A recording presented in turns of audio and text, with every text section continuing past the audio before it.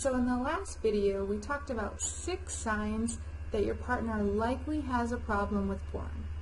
Just to run through those quickly, those 6 signs were: your sex life is suffering, their tastes have changed, they're more withdrawn and detached, they're more critical of you, they spend a lot more time online, and they are more secretive. So now a lot of you are probably wondering, now what?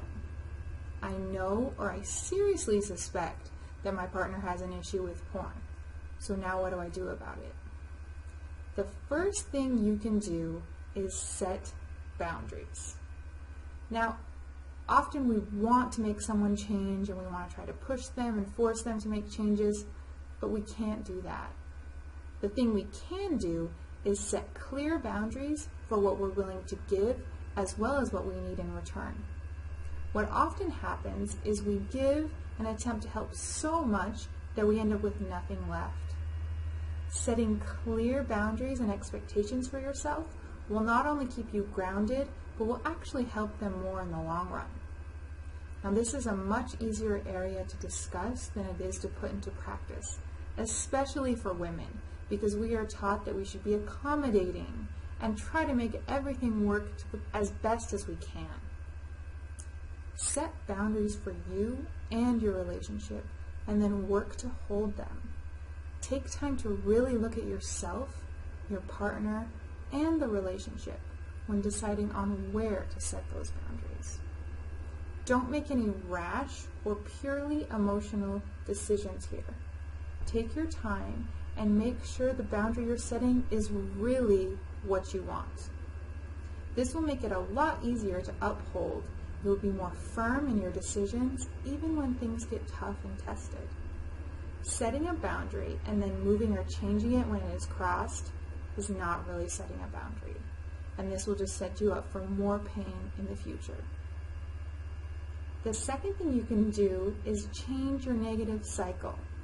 Many couples in this situation are going through the abuse cycle, even to a mild degree, and they don't even know it. After he relapses again, or you find something he's been trying to hide, there's often a blow-up. They may become defensive, angry, blame something or someone else, make excuses, turn it on you so you feel like you're doing something wrong, aren't good enough, aren't helpful enough, and it goes on and on and on. After this, there is usually a period of reconciliation. They apologize, promise they'll get help, promise they're serious this time, and tell you how much they love and appreciate you. Now, some people, usually men, harden at this stage and instead say things like, "Well, I'm not making you stay." This is probably pretty effective in actually making you stay, because now you're thinking of the reasons why you've chosen to put up with this or why you've stayed for so long. And you're probably also thinking that you really do still care about them.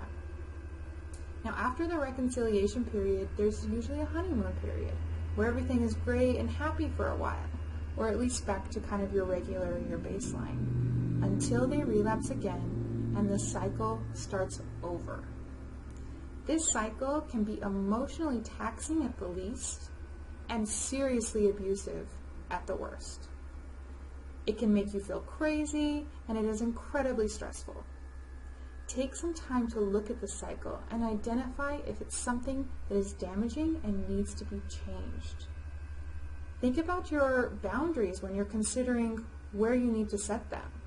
If this cycle is getting into some seriously abusive behaviors, boundaries need to be drawn. The last thing I want to address is something that's often put to the side, especially in high stress situations. This is self-care. Taking care of yourself is really the only thing you have total control over. Maybe this means seeing a therapist for some support, spending more time with friends, reading, getting a massage, exercising, getting back into a class or activity that you really like. Whatever it is, take some time to fill your own cup. This will make you feel better, less stressed, and better able to cope with all areas of life. This will also leave you with more energy to give back to your relationships and to your partner. We are often taught that self-care is selfish, but this could not be further from the truth.